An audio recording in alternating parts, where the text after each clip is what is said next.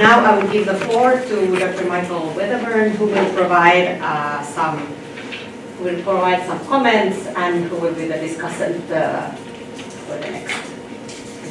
Kiitos paljon, ystävää. So great to see everyone. So some of you will know me from my role at Imperial College, where I'm the lead of Humanities, Arts, Social Science Education Program, increasingly in postgraduate and fully in undergraduate. But on the side, why I'm really here is I run an organisation called Project Hindsight.org, which has some overlaps with Historians Without Borders. We use it's a combination of historians and scientists using sources, data and scenarios, all historical, to try and make better decisions in the present. Both my organisation and Erkki and colleagues around the same time engaged on a project similar to what Professor Murphy was saying, of reaching out around the world to meet people working similarly, different organizational forms, perhaps different goals, different funding streams and so on, but generally are united in a similar goal, is to promote the value, the importance of history as broadly as possible, and to ideally have it make an impact, the word we used all the time in UK academia. And so I interviewed him. We did a small podcast series, and Erkki and colleagues were kindly agreed to that. Was it your first interview by the UK in Historians Without Borders? Probably. The interview we did on is now on YouTube. Your first one with the UK, and it was fantastic to hear. And what, as you've been hearing about for the last 30 minutes or so, is the inspirational ambition, drive, and vision of this organisation. Right? And most organizations like this will start with a pilot. They use language like minimum viable product and stuff like this, right? The Erkki and colleagues leapt into the most difficult geopolitical challenges they could find, and they're next to one of them right now, but in other areas of the world, and immediately try to engage with them, and every day after day, persisting with this. And I've been to their fascinating events in Helsinki at the Finnish Literature Society. They're in Finnish, so 2 hours. I understood only part of it, perhaps, but I got the grasp. And in fact, I understood that historians are often talking about very similar things, even thousands of miles away from one another. So it's been fascinating to hear your summary. The bulk of stuff you can do without a large organisation or staff or regular funding stream is really impressive. So congratulations. By the way, Erkki is a very famous celebrity in Finland, an public intellectual and a famous political figure. In Britain, long illustrious career. I would say the best thing to do is imagine, and I hope you don't mind this comparison, is an amalgam of E.P. Thompson, and he's got the CND badge on, and Gordon Brown, the former Prime Minister, the only British Prime Minister with a PhD, and that was in history. So both the kind of grassroots, more activist background and biography, and the more formal government political realm amalgamated into one person, which is very impressive, with over 20 books and an illustrious career in foreign policy. We prepared some discussion points, and if I may go on to some of the ones that have actually overlapped already with the discussion that we've been having with the prior panel and certain colleagues. So one of them is on the role of history now, and the importance of history specialists in being engaged publicly because of how corrosive some of the debates and how corroded historical debate is becoming. To link it to NGOs, so the Red Cross, the ICRC, recently issued a note saying it's now being approached for primary sources that don't exist because they've been invented by AI agents on people's essays or what have you. But instead of people accepting that the sources don't exist, people are accusing the ICRC of withholding important evidence, which could then build into all kinds of kind of narratives, even of conspiracy theories and so on. So, Erkki, first question. What are the dangers in this, not just circumventing secondary sources, but even the primary ones? And surely this phenomenon emphasizes the need to invest in archives and historians. Well, I think you provided the answer already. This is a very, very dire development that we are experiencing, and it shows everywhere. And by the way, also one of the principles that we have is promoting the open access to historical materials and archives, which sadly, for example, in Russia, were much more open still 15 years ago, but now have been more or less totally closed again. So this is very important. But I have to say that Russia is not the only culprit in this.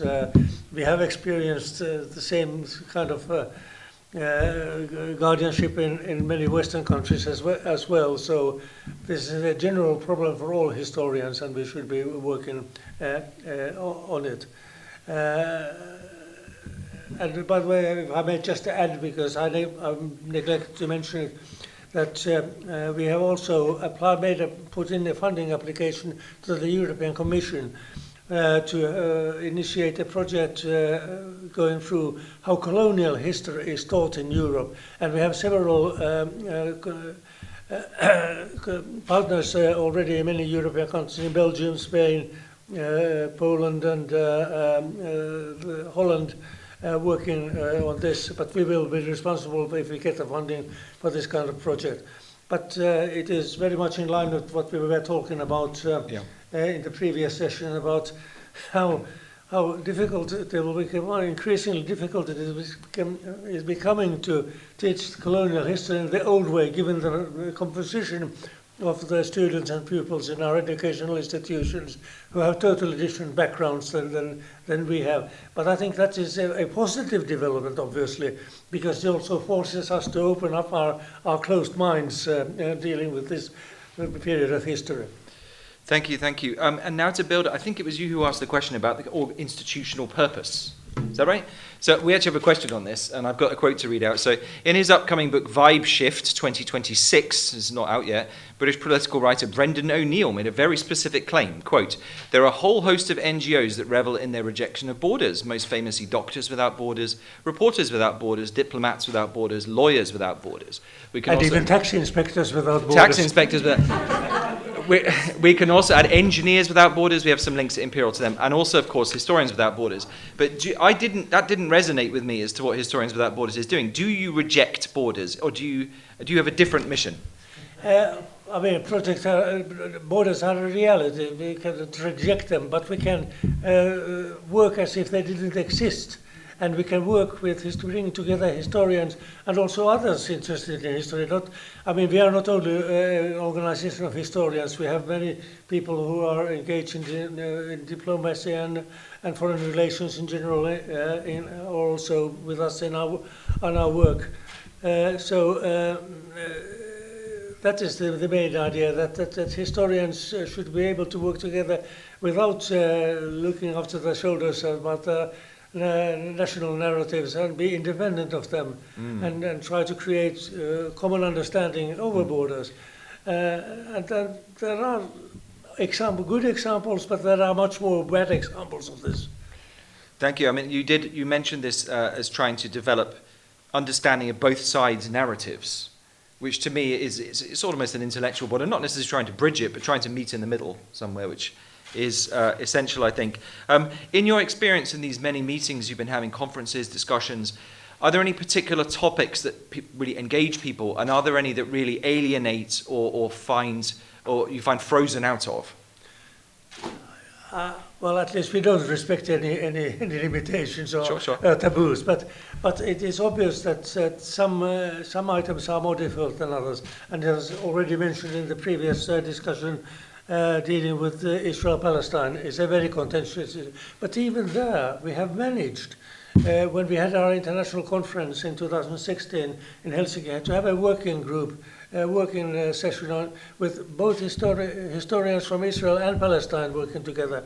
And I'm happy to say that also the so-called Berlin Initiative, initiated by Yossi Beilin and Hiba Hussein on how to implement the two-state solution, includes a chapter on history, which is the first one I have seen, which has been written by both Israeli and Palestinian historians together. I'm not sure that it has very much support in either community, but anyway, it's a start at the beginning. Thank you so much. You mentioned a fascinating and quite truthful point that some people are getting to a high level of education without even knowing which countries were on which sides in World War I and II. In my experience, from having been a lecturer in European history, even quite specialists don't know which side Italy was on in World War I. But I find the danger is kind of greater than just an ignorance of history. It is that people are filling in their knowledge from other sources than formal education or museums or university courses. It might be from online videos, social media, and I don't want to denigrate those formats because I use them myself, but they're fast, they're cheap, and younger people particularly access them rather than the other institutional approach, which just tends to be slower, more sort of deliberative, not always very accessible language-wise, but also paywalls and articles, lots of theory and so on. How do we? I don't like the word compete, but how do we bridge this gap of the upcoming versions of history compared to the kind of legacy history, for a lack of a better phrase? Well, that is a very important question, because also in Finland we have the same phenomenon that while sort of more or less academic history is being neglected and put aside, there is a lot of so-called popular history, Yes. which is published by the media, which may or may not be accurate, but it doesn't really care about accuracy. It cares only about clicks and how many people will read them and how to sell advertising with them. And then there is this school of so-called pseudo-historians, which are flourishing on the underworld of the net, and independent publications, mainstream publishers won't touch them. But for example, in Finland, we have floating around stories about Finnish great green kingdoms in the 10th century and so on, which is totally an invention. But this is a phenomenon of our times, Yes. and not only in Finland, I assume. Yeah, not just conspiracy theories or misinterpretation, but entirely false, not just events or sentences or quotes, but entirely falsified almost countries for long periods of time. And it's really striking to consider this as a terrain of intellectual exploration and how we navigate around it. Right, who would like to ask any further questions of Erkki, even myself? Also of the Vice Chair of Historians Without Borders. Who wants to go first? And who would like to perhaps take the initiative to establish in the UK a similar organisation to work together with us? And I've also got some questions online from earlier. Was there a question there? Yes, sir, please. I have actually two questions. One is related to, one is more kind of theoretical, the other is very practical. The theoretical one is that we have so far talked about misuse of history as something where we simply produce histories of countries that don't exist or histories that don't exist. And that's, of course, an important problem.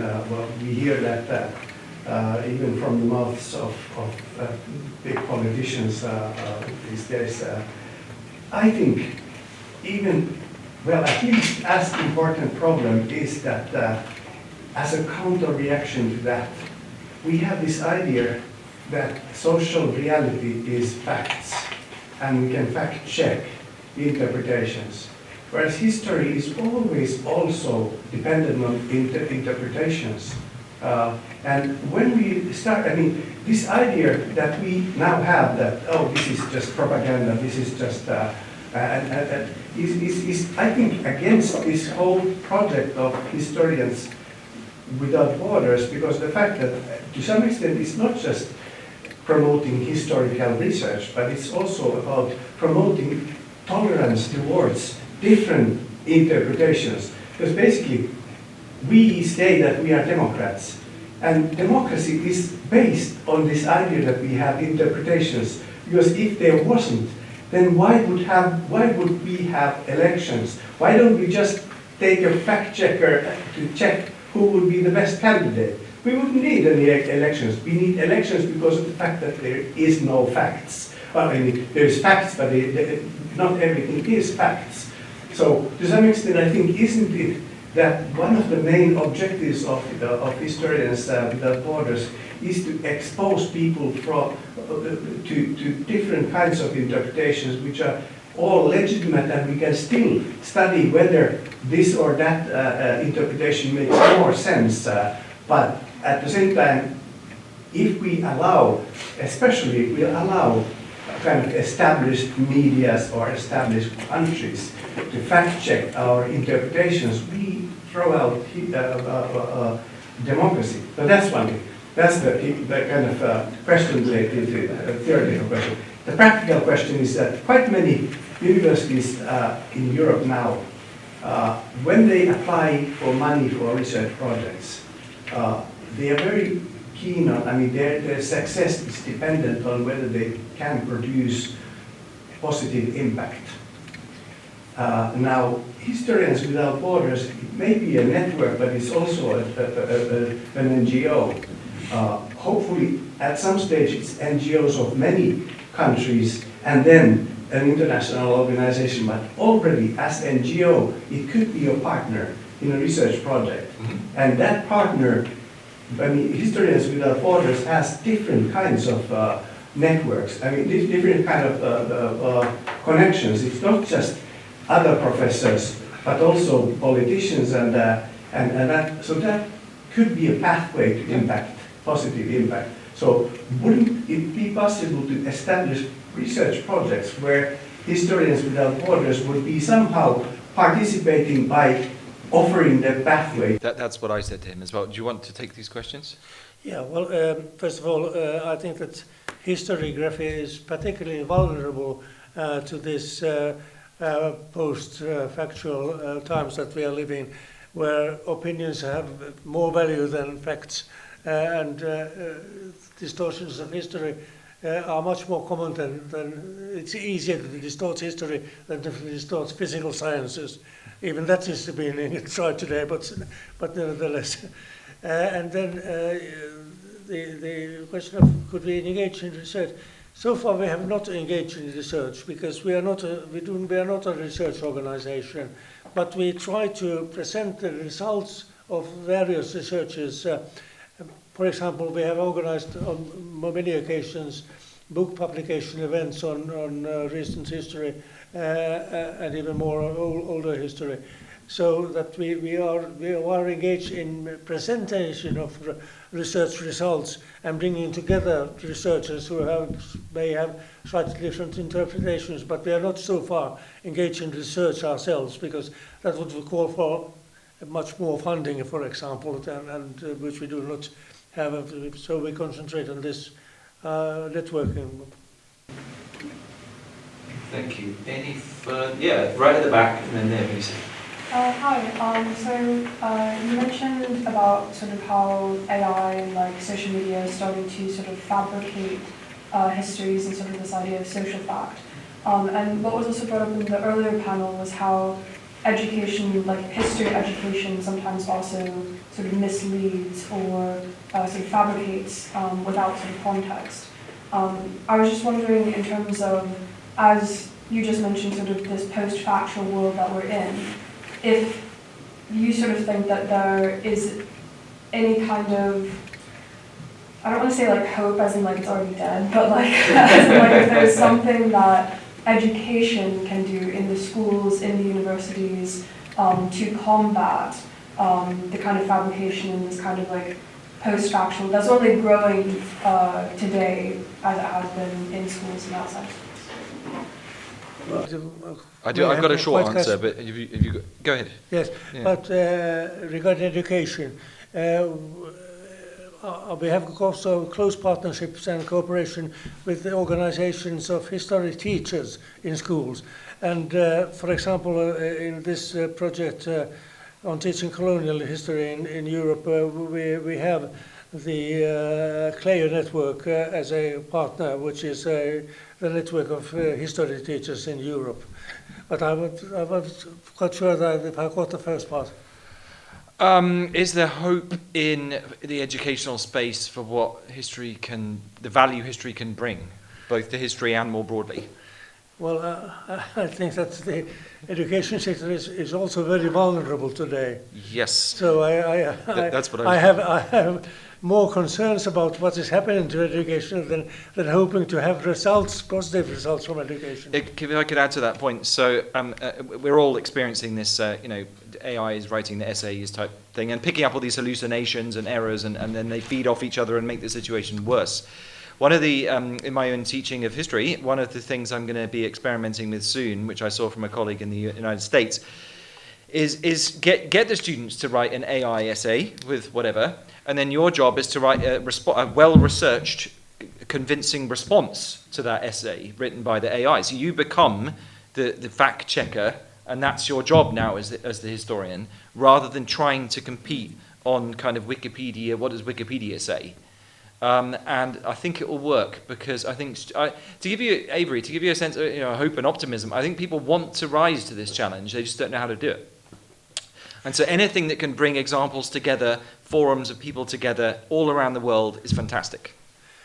And nobody has yet mentioned artificial intelligence today, because that is my own experience with artificial intelligence is that if you ask about history, you may get any kind of answers. Yes. So it's a very unreliable as it is today. And I would be very careful in using artificial intelligence in any kind of factual history writing.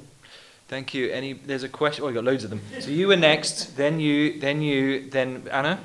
Okay, so that's 4, and then I think we're out of time, but it's up to the hosts. Just Go ahead. to add to Timo's suggestion that we should apply, as historians without borders, this funding from like European Commission, Horizon Program, or Research Council, etc. The problem is that in those kind of calls, you need to be a research institution, and we are not. We are NGO, but we are perfect partner for this different kind of a research program. Of course, as I and many of us in our board, we are academics, we are professional academics, and we know how to do research, and we unfortunately know very well how to apply funding, but as an association, we cannot be the major applicant. We can only be a partner. Thank you. Going back to the concept of what I'd asked before, should this also include perhaps your declaration, something to the effect of when it says wanting to promote and deepen the general understanding of history, and go beyond that and say wanting to create more understanding of common shared history. Because there's a lot of commonalities that we tend to not focus on. We tend to focus on what makes us different. And that's what creates conflict. Do you see where I'm going? I think that one of the most important developments in today's world is the growth of interdependence, both in good and bad, whether we like it or not. And in a world, we are living in a world of 8 billion people, and there were only 2 billion when I was born. And it makes a totally different world. I mean, history cannot really tell you how to manage your relations with other nations, other communities in a world with billions of people, which was acceptable or workable at least in a few 100 million people's world. So today we are living in a totally different world. And we are, even more importantly, how do we manage our relations with our physical nature? Because, again, we cannot solve any of the real existential challenges that humankind is facing without cross-border cooperation and giving up sovereignty. And what we are witnessing today is, of course, a totally different world, which is questioning multilateral rules-based cooperation. So that will really entail great dangers, not only in terms of former military conflicts, but also conflicts with dealing with the climate change and loss of biodiversity. And I think that we may have, without our knowledge, really surpassed many tipping points which make it no longer possible to return to the kind of world where we used to live. So this is a real challenge, and this is why this concept of without borders is important not only in history but in all other aspects as well. Thank you. Then we had 2, Annie, very brief. Anna. Just very Both questions back to back, please. Okay, just very brief comment. It just reminds me when we talk about artificial intelligence is that nowadays people can pretend to be someone else and probably apply for a bank account. So it's now an incredible challenge in terms of even identity-wise. So I would say that going forward, it's probably the history books as well. when it kind of being published, whether really it is actually from that particular author, or is it something else completely? So that's just my comment. Thank you, Anna.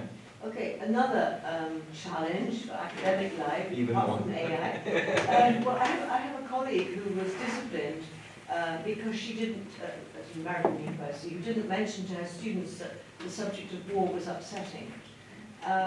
So the cancel culture generally, is this something that Historians Without Borders can help to, is there any way that, how do we deal with this? Go ahead. Well, actually, we should, of course, defend all historians who are coming under attack or disciplined for their work or their opinions. But there is also, by the way, a network of concerned historians which is working to bring the focus on historians who are in trouble in their own countries and are threatened with disciplinary or even criminal procedures. And we have had good cooperation with that organization as well. But we don't need to repeat their work, but anybody can join this network as well. It is easy to do on the net. I just only yesterday signed a petition in defense of a Polish historian who's in trouble in Poland because he has written about the role of mayors during the Second World War and their treatment of the Jews in Poland. And it's, of course, a taboo subject for the government. Thank you. Any final? We have to finish at 5. Is that correct? Any final points? A very short point from you, please. It's just a concept you brought about in terms of history. You know, you literally, I'll make it short. You got AI, you got history, and then you got Without Borders. And the borders, for me coming from Africa, and the 1884, 1885 intentionality of the borders, and the reasons why the colonial powers then took wholesale dominion, and Ashanti. So we had 6 wars against the British. But they defined in 1882 and then in 1850 the whole country being Gold Coast, even though they hadn't brought us under their dominion. So this context about first history is supposedly a past event. But then the interpretation of the past event indicates the borders. So when you then say history without borders, whose hegemony begins to perceive the past event? Because literally what we have now through algorithms of AI was in written script of who defined that event and the context thereof. So it's kind of a conundrum when you talk about, unlike Médecins Sans Frontières, which is a scientific thing, whereby the principles sometimes from Pasteur and over Newton can have a similar line. But when you come to history, who looks at the history? The Ashantis, the Germans, the Jews, South Korea, and how do you take that without borders to then consolidate your foundation as something going? Can you solve the gentleman's conundrum, please? No, I don't think, but we can always try. And that is bringing together these historians from across different borders and starting by listening to each other's narratives and then trying to work out a more common understanding of what has taken place. But I think the basis for your question is very relevant because not only were the borders in Europe drawn in Europe, also the borders of Africa were drawn in Europe without any consultation with Africans. Thank you. On that note, thanks all for coming along. You got any final words, or should we thank everyone for attending? We should just thank Thanks everyone for attending. Well done.